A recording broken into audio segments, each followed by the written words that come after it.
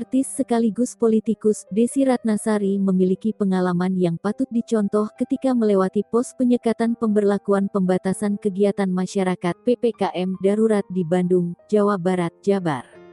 Saat diperiksa oleh petugas, Desy tak mengaku sebagai anggota Dewan Perwakilan Rakyat (DPR) maupun Ketua Dewan Pimpinan Wilayah (DPW) Partai Amanat Nasional (PAN) Jabar. Dengan alasan, Desy ingin menunjukkan sikap disiplin dan taat aturan pemerintah di tengah kondisi pandemi COVID-19 ini. Desy menambahkan, jika setiap orang telah terbiasa bersikap disiplin, maka laju penyebaran COVID-19 pastinya dapat diredam. Lebih lanjut, setiap melewati pos penyekatan, Desy menceritakan bahwa dirinya tetap mengikuti proses pemeriksaan sesuai ketentuan yang berlaku.